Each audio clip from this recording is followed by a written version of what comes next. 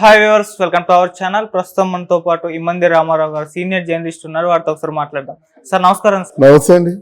Sir, already ఏపీలో exit polls కొన్ని leakage అవ్వడం మనం చూస్తున్నాం. అంటే బెట్టింగ్ రాయలు ఉంటారు కదా, వాళ్ళ నేపథ్యంలో అంటే వాళ్ళు ముందే కనుక్కొని ఈ ఎగ్జిట్ పోల్స్ ఏ విధంగా ఉన్నాయి చూసి బెట్టింగ్స్ పెడుతూ ఉంటారు కదా, వాళ్ళ ద్వారా చాలా ఎగ్జిట్ పోల్స్ లీక్ అయ్యాయని చెప్పేసి అంటున్నారు. అయితే మెయిన్గా మనం ముందు నుంచి చూస్తాం పిఠాపురంలో పెద్ద ఎత్తున బెట్టింగ్స్ జరుగుతున్నాయని చెప్పేసి. అయితే ఇప్పుడు ఆ ఎగ్జిట్ పోల్స్లో పిఠాపురంలో పవన్ కళ్యాణ్ గారు ఓడిపోతున్నారని చెప్తున్నాయని అంటున్నారు. ఈవెన్ తెలుగుదేశం ఫేవర్లో ఉన్న ఎగ్జిట్ పోల్స్ కూడా పవన్ కళ్యాణ్ గారు ఓడిపోతున్నారని వస్తున్నాయని చాలా మంది ఇప్పుడు ప్రచారంలో అయితే ఒక వార్త ఉంది సార్. మరి దీంట్లో నిజమెంత ఉంది? పవన్ కళ్యాణ్ గారి విషయంలో ఎగ్జిట్ పోల్స్ ఏం చెప్తున్నాయి సార్? పవన్ కళ్యాణ్ గారి విషయంలో ఎగ్జిట్ పోల్స్ లో చాలా వరకు రిగ్గింగ్స్ జరుగుతున్నాయని అన్నాను. దానికి ఆధారం ఏంటి? ఒకసారి ఎప్పుడో ప్రయత్నం చేశారు, అంటే తాళాలు అవి తీయడానికి తరిం కొట్టారు. అంతేగాని రిగ్గింగ్ అంటే బాక్సులు ఎత్తుకెళ్ళిపోవడం అన్నమాట. దానికి అవకాశం లేదు. అంటే ఇక్కడ నిన్న సజ్జల రామకృష్ణారెడ్డి తాలూకు ఆ సూచన మేరకు చాలా ఒక ప్రజాస్వామ్యానికి విరుద్ధమైన ప్రకటన చేశాడు. ఎవరైనా పోలింగ్ బూత్లో ఉన్నటువంటి ఎలక్షన్ ఆఫీసర్లని చాలా క్రమశిక్షణగా ఉండండి, తాట తీసేయండి, దొండగుల్ని రౌడీల్ని ఎవరికి అనుమతి ఇవ్వద్దు, అవసరమైతే పోలీస్ ప్రొటెక్షన్ తీసుకోండి అని ఇట్లాంటి శుద్ధులు చెప్తారు. అలా కాకుండా రూల్ ప్రకారంగా రూల్స్ ఫాలో అవుదామంటే అంటే రూల్ ప్రకారంగా నడుచుకునే వాళ్ళు మాత్రం ఎగ్జిట్ పోల్స్లోకి వెళ్ళొద్దు. అంటే కన్ను పన్ను అంటారు కదా, కత్తి అని, అట్లాంటి వాళ్ళే పంపించండి అని చెప్పాడు ఆయన. న్యాయంగా ఈసరికి ఆయన అరెస్ట్ చేసేయాలి. మరి చేయకుండా ఏ శక్తి కాపాడిందో మనకు తెలియదు. కానీ అట్లాంటి ప్రకటనలు బాగుండవు కదా. నేను రౌడీని చేస్తాను, నువ్వు ఒక రౌడీ తీసిరా, ఇద్దరు పోట్లాడుకుంటే ఎవరు గెలిస్తే వాళ్ళదా బాక్స్ అనుకుంటే ఈ ఎలక్షన్లు ఎందుకు? తర్వాత ఏంటంటే ఇంత భారీ బందోబస్తు ఎందుకు? ఈ ఖర్చు ఎందుకు? ఇదని చెప్పండి. ఇన్ని వేల కోట్ల రూపాయలు ఖర్చు ఎందుకు? బలబలాలు అనాగరికంగా అటవిక జాతుల్లో ఉండేది. ఎవడు బలవంతుడైతే వాడే నాయకుడు. అలా ఉండేది. అలా బలబలాలు చేర్చుకొని నాయకుడిగా పెట్టవచ్చు కదా. మళ్ళీ ఈ సంవత్సరాలు వెనక్కి వెళ్ళిపోయి మనం గిరిజాము అటవికుల్లా మనం ప్రవర్తించవచ్చు, రాజయుగం మనుషుల్లా ప్రవర్తించవచ్చు కదా. మనిషికి బుద్ధి ఉంది, విచక్షణ ఉంది. ఎవరిని గెలిపించుకున్నట్టయితే వాళ్ళ పరిపాలన సజావుగా సాగుతుందో అనేటువంటి అవగాహన ఉంటుంది. ఇన్ని ఉన్నప్పుడు ప్రజాప్రతినిధిగా ఉన్నప్పుడు ఆయన చెప్పిన వాళ్ళు చెప్పవలసినటువంటి నీతులు ఇవి కాదు కదా. అయితే నెక్స్ట్ ఎలక్షన్ కౌంటింగ్ స్టార్ట్ అవుతుంది. ఈ స్టార్ట్ అవుతున్నప్పుడు మాత్రం డెఫినెట్గా వీళ్ళందరూ జాగ్రత్తగా ఉండాలి. ఒకటి, ఇప్పుడు మీరు అడిగిన ప్రశ్నకి సమాధానం నాకు ఎక్కడ అంతు చెక్కటం లేదు. పిఠాపురంలో పవన్ కళ్యాణ్ ఓడిపోయినట్టయితే ఇంకా ఈ ఎలక్షన్ ఊహించుకోలేము. నేను అనుకుంటున్నాను ఈ ఎలక్షన్లో ఈ season of the hero is Pawan Kalyan.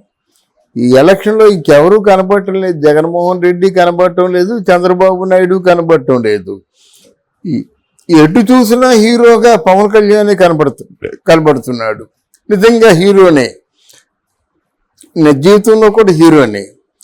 ఎందుకంటే ఆయన కొంత తనకు కష్టపడిన డబ్బు అంతా పంచాడు, కొంత సేవ చేశాడు. అందువల్ల ప్రజల మనసులో కూడా నిలిచిపోయాడు. ఎక్కడికి వెళ్ళినా, ఇక్కడే కాకుండా భారతదేశం మొత్తమే కాకుండా వివిధ దేశాల నుంచి కూడా వాళ్ళు వచ్చారు. ఇప్పుడు పవన్ కళ్యాణ్ని గెలిపించి మరి వెళ్తామని పిఠాపురం హోటల్లో వెయిట్ చేస్తున్నారు, కాకినాడ హోటల్లో వెయిట్ చేస్తున్నారు. గెలిచినట్లయితే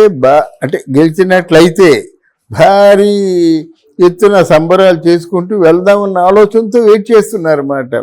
మరి వీళ్ళందరూ అవగాహన పోయినట్టే కదా. పవన్ కళ్యాణ్ ఓడిపోతారంటే on what basis that telling? ఎలాగా, ఏ బేసిస్ మీద చెప్తారు? ఏదో చూసాలే, ఏవో కొన్ని సర్వేలు ఉన్నాయి.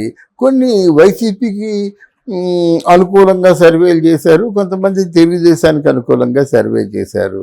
నా దృష్టిలో ఈ రెండు సర్వేలను కూడా తీసుకోను నేను. నమ్మశక్యంగా ఉండాలి కదా. ప్రజావాక్యం మనం మెయిన్. ప్రజావాక్యం అంటే ప్రజల తాలూకు అభిప్రాయం ఎలాగుందంటే, ఈసారి ఒకసారి గెలిపించాం కదా, మన ఒకసారి జగన్మోహన్ రెడ్డి పరిపాలన ఎలా ఉంటుందో చూసాము. ఈసారి మళ్ళీ బాబు వస్తే బాగుంటుంది కదా, పరిశ్రమలు వస్తాయి కదా, జాబులు వస్తాయి కదా, పెండింగ్ ప్రాజెక్టులు వస్తాయి కదా, ఆంధ్రదేశం హ్యాపీగా ఉంటుంది కదా, ముఖ్యంగా పోలీస్ కేసులు ఉండవు కదా, పోలీసులు దౌర్జన్యం ఉండదు కదా, తర్వాత రౌడీలు గోండాలు ఈ రక్తపాతం ఉండదు కదా అని అనుకొని వేసే వాళ్ళందరూ విరిగేస్తారు. లేదు జగన్మోహన్ రెడ్డి వల్ల ఇంత లాభం పొందాం, ఇన్ని లక్షలు ఇన్ని కోట్లు లాభం పొందాం, లేకపోతే ఇంకేదో ఉంది, వాళ్ళకి కోరికలు ఉంటాయి. ఇప్పుడు రూరల్లో వాళ్ళ కోరికలు ఏంటంటే ఉదయం లెగ్గానే 1వ తారీఖు మన పెన్షన్ కల్లా చూస్తున్నాం, మనకి అంతకంటే కావాల్సింది ఏంటంటే ఎవడొస్తే మనకి మనం ఏమైనా మన కొడుకులు ఏమైనా ఉద్యోగాలు చేసేయాలా అనేటువంటి ఆలోచనతో కొంతమంది ఉంటారు. వాళ్ళు ఓట్లు పడవని ఎవరు అంటారు లేదు, పడతాయి. కానీ మెజారిటీలో వాళ్ళు అనుకున్నది ఏంటంటే ఈసారి కూటమిని గెలిపిద్దాము, కూటమిని గెలిపించినట్టయితే మనకు బాగుంటుంది. అక్కడి నుంచి అంటే సెంట్రల్ నుంచి వాళ్ళ సహకారం ఉంటుంది, ఇక్కడ మనం కూడా చాలా తెలివితేటలతో ఒక విజన్ని మనం ఫిక్స్ చేసుకొని పరిపాలిద్దామనే ఆలోచనతో వీళ్ళు ఉన్నారు. మరి ప్రజలకు ఎవరు కావాలో నిర్ణయించుకుంటారు. బట్ నేను చెప్పేది ఏంటంటే 600 అయినా 106 అయినా పిఠాపురంలో పవన్ కళ్యాణ్ గెలిచి తీరుతాడు. లేదా పిఠాపురంలో పవన్ కళ్యాణ్ అలా ఆల్మోస్ట్ రాజకీయ సమాధి చేయాలనుకుంటే మరి మన జగన్మోహన్ రెడ్డి తాలూకు ఆయన రాజకీయం పనిచేయాలి. ఆయన రాజకీయం ఎలాగా ఆ బాక్సులతో ఉన్న ఓట్లు కౌంటింగ్ లేకుండా చేయాలి, అరాజకం సృష్టించాలి, కరెంట్ ఆఫ్ చేయాలి, ఈవీఎంలు మొరాయించాలి, పైన దుండగులు ఉండాలి, పోలీసులు నిద్రపోవాలి, ఇన్ని జరగాలి. జరుగుతాయేమో చెప్పలేం కదా. అలా జరిగితే మాత్రం మీరు అనుకున్నది ఏదో అవుతుంది. కానీ అంత గదిరిపోతుంది అనుకోలేదు నేను. Election commission, state election commission, అలాగే మోదీ ఇందులో కూటమిలో ఉన్నాడు కనుక ఆయన పాత్ర ఉంటుంది కదా. ఓడిపోయినట్టయితే బీజేపీతో కలిసినందు వల్ల ఓడిపోయిందని అంటారు కదా. అందువల్ల మరి ఆ బలతాలు సహకారం కూడా ఉంటుందని అనుకుంటున్నాను. ఇన్ని సహాయాలు ఉండి, లా అండ్ ఆర్డర్స్ స్ట్రిక్ట్గా ఉండి, ఎలక్షన్ కమిషనర్ కూడా స్ట్రిక్ట్గా ఉంటే మాత్రం పవన్ కళ్యాణ్ ఓటమి పాడు కాడు. అందులో పెద్ద పందెం ఏంటంటే పవన్ కళ్యాణ్ ఓడిపోయినట్టయితే నా యావదాస్తిని కూడా రాసి ఇచ్చేస్తాను అని చెప్పారు అనుభవం ఉన్న వర్మ గారు. వాళ్ళు ఎలా చెప్తారంటే కళ్ళు మూసుకొని చెప్పరు. వాళ్ళకి మొత్తం అక్కడ పిఠాపురంలో ఉన్నటువంటి ఆ మండలాలు కానీ ఆ ప్రాంతాలు కానీ అవన్నీ చూసుకుని వాళ్ళు క్యాలిక్యులేషన్ చేసుకొని చెప్తారు మాట. ఆయన చెప్పింది ఏంటంటే 1,00,000కి ఎక్కువ మెజారిటీ అని చెప్తాడు. నేను చెప్పింది ఏంటంటే 1,00,000కు పైన మెజారిటీ అని చెప్పను కానీ but he will win. Okay, he will come out of that election అన్నమాట. He will won also. అంతేగాని ఇది జరగదు. ఆ భయం ఏదైనా ఒకవేళ బెట్టింగ్ రాయిళ్ళకి ఏదో కాసేపు ప్రశాంతంగా ఉంటుందనేటువంటి ఉద్దేశంతో ఇట్లాంటిది వాళ్ళు పోలీస్ చేయొచ్చు. కానీ పిఠాపురంలో పవన్ కళ్యాణ్ ఓడిపోవడం మాత్రం కళ్ళ. ఓకే, ఇది సత్యం. Okay sir, right. Thank you so much sir. Thank you అమ్మా.